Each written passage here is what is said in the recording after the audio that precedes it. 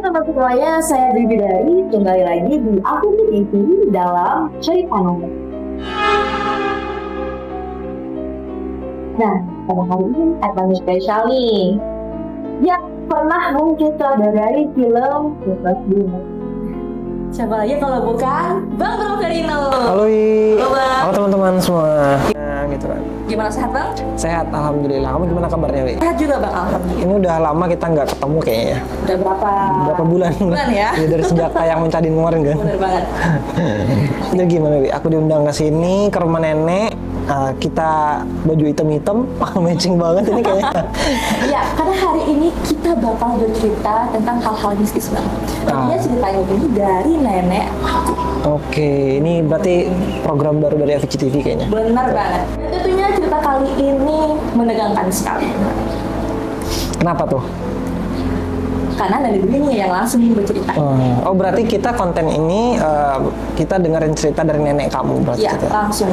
Karena kan biasa tau lah kan Bang ya, kalau nenek itu kan pasti banyak banget nih. Iya, kisah-kisah yang mau diceritain.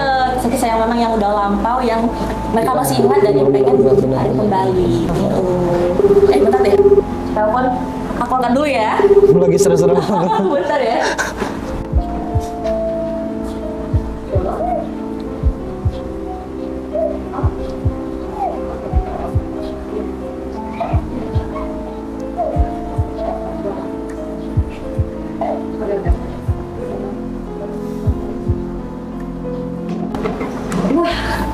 Bang, teman-teman, ini kayak seru nih.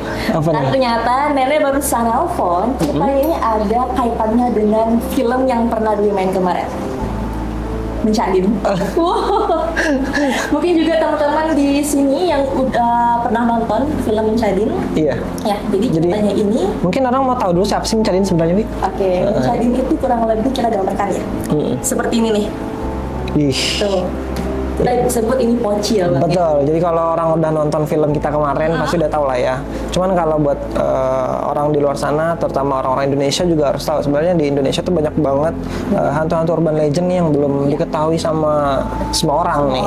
Jadi di Bangka Belitung itu ada salah satu urban legend juga yang bisa dibilang yang bentuknya kayak itu. Dan di Bangka Belitung disebutnya dengan sebutan Mencadin. Dan itu lumayan creepy sebetulnya, asal usulnya kenapa bisa muncul Mencadin. Jadi buat teman-teman yang udah nonton pasti tahu lah kenapa itu ya. Oke, kita kembali nih Bang. Cerita nenek ya. Oke, ini teman-teman boleh dengar secara saksama nih, karena ini katanya lumayan menegangkan. Betul, betul Bang. Jadi Bang, nenek Dwi ini dulunya punya teman di sekolah itu kembar.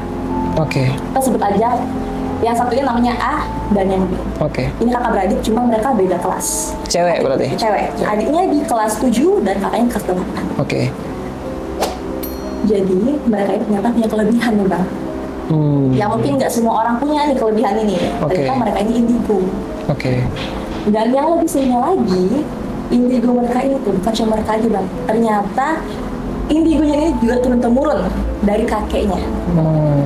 Bahkan ibunya juga indigo. Wah, keren. Bisa ya, sekeluarga indigo gitu ya. Kalau Dwi sendiri indigo? Enggak. Kalau Bang? Aku India. Iya, aja dong ya.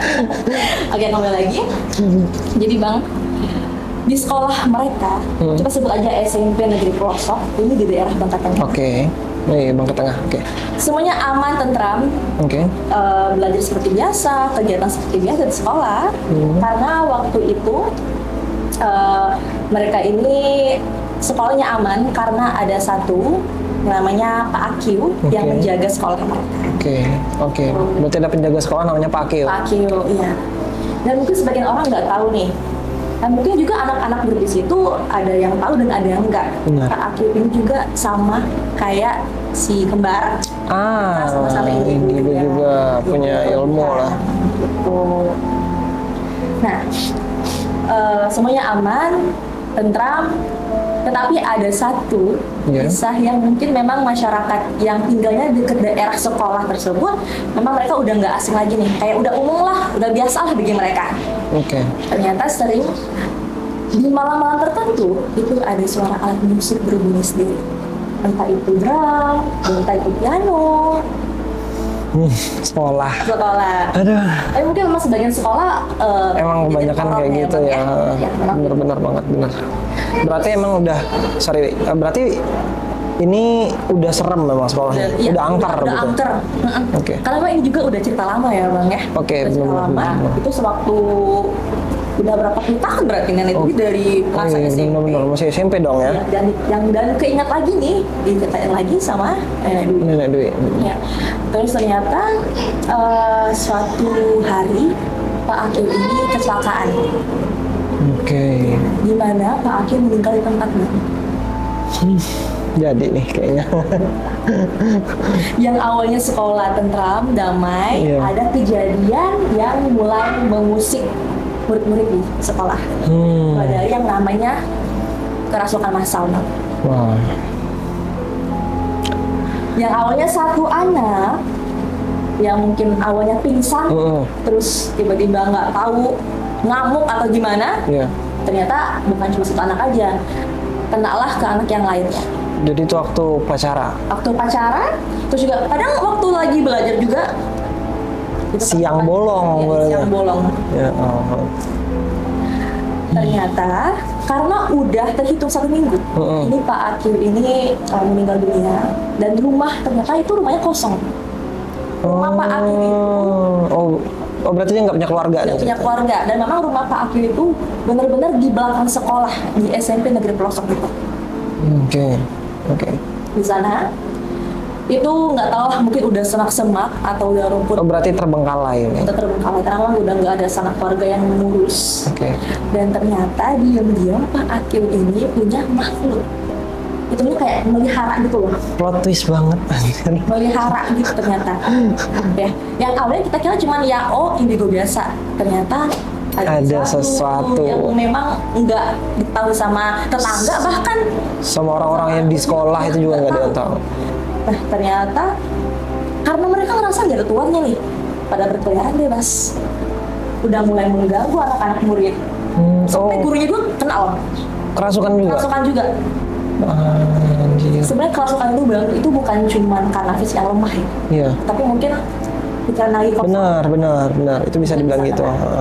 Benar. Kita juga kalau lagi capek biasanya juga gitu kan. Bener banget. Nah, terus juga ternyata kita si kembar ini sedang belajar seperti biasa. Mungkin baru masuk ya di pagi hari tersebut. Si kembar A ini, yang si adiknya ini, udah mulai agak ngerasa takut nih. Nggak enak nih. Nggak enak. Udah punya firasat. Si Pak Akil ini ternyata datang. Nah. Datang itu ke sekolah loh, waktu jam pelajaran. Datang dan ternyata nggak tahu juga ya itu ngobrol secara batin ke batin, Oh, berarti dia nyamperin si anak tadi. nyamperin dan ternyata merasa bersalah nih. Pak Akilnya merasa bersalah. Aduh. Sebelumnya aku belum bilang ya Bang, ternyata Pak Akil itu katanya dalam wujud mencading tersebut dengan yang aroma bau anjir, aroma darah. Iya. Ternyata wajahnya itu, Merinding. wajahnya itu murung sebelah. Berbicara lah nih, ngomong dari mulut ke batin sama si yang kembar yang si A, merasa bersalah. Kenapa sebelum dia meninggal dia belum melepaskan atau membuang terlebih dahulu makhluk-makhluk yang sudah dipelihara saat itu. 1 bulan sampai 2 bulan masih aja kerasukan. Iya, 1 anak dan 1 anak nih, terus kedua, ketiga, sampai mereka dipulangkan. Ya udah nggak aman, udah nggak kondusif, udah nggak bisa lagi sekolah. Terus guru-gurunya gimana? Sama, dipulangkan juga. Waduh. Itu bingung juga ya, itu pelajarannya itu gimana ya? Kalau udah sampai 1-2 bulan setengah itu masih aja kerasukan terjadi. Terus didatangin orang pintar terakhir gimana? Ya, itu mungkin setelah 2 bulan berlangsung. Sebenarnya sekolah ini masih sekolah seperti biasa. Yeah. Kalau udah ada terjadi hal-hal seperti kerasukan, itu anaknya dipulangkan. Oke. Nah, itu mungkin karena udah nggak kondusif lagi selama 2 bulan juga kan, kasihan anak-anaknya udah pada nggak dapat pelajaran yang masuk, dipanggil orang pintar. Oke. Sebenarnya si kembar B ini udah punya firasat sebelumnya kan, dan mereka tuh udah bilang sama teman-temannya bahwa bakal ada sesuatu yang terjadi. Jangan kosongkan pikiran kalian dan jangan sampai apa ya? Kalau bisa sih kalau dari pagi tuh makan, ya biar nggak lemah, gitu ya bang ya, mending biar nggak lemah. Berarti itu mereka udah tahu ketika Pak Akil itu udah meninggal. Ya, benar banget. Udah dapat firasat gitu. Dapat firasat, ditatangin pula sama si Pak Akilnya mereka.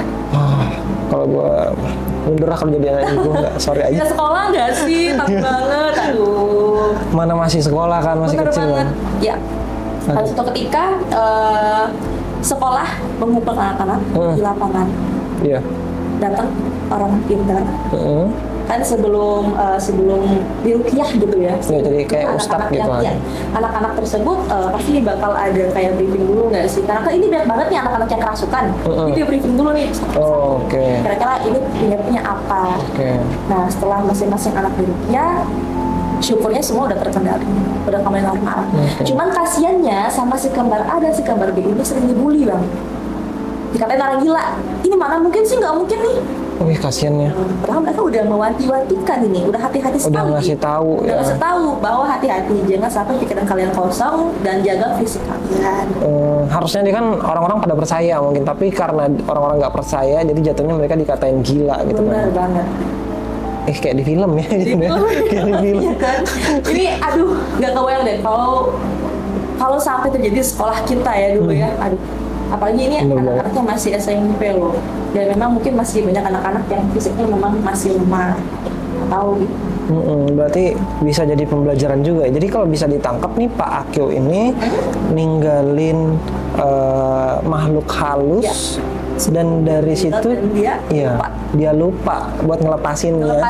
Atau ngebuangnya dulu. Iya, ngebuangnya dulu kan. Karena udah kejadian nih. Udah kejadian dulu, baru dia datang dalam wujud itu ngedatangin si anak kembar itu buat minta maaf dan menyesal. Itu salah satu bentuk yang creepy sih menurutku. Bisa jadi ide cerita juga itu. Next film ya? Next film mungkin bisa. Oke, terima kasih nih Bang Pram sudah menyempatkan waktunya buat datang ke rumah nenek dan mendengarkan cerita nenek. Oke, bener banget. Ya, mungkin teman-teman juga yang mungkin punya kisah yang serem yang mau kita dengarkan dan mau ceritakan ke teman-teman yang lain, dan atau mungkin juga mau kita undang langsung ke sini, bisa. Kalian bisa berkomentar di bawah sini. Nah teman-teman, jangan lupa like, comment, share, terus juga subscribe Afuji TV biar nggak ketinggalan cerita-cerita seram lainnya dari cerita nenek. Kalau nggak seram, bukan cerita nenek. Sampai jumpa.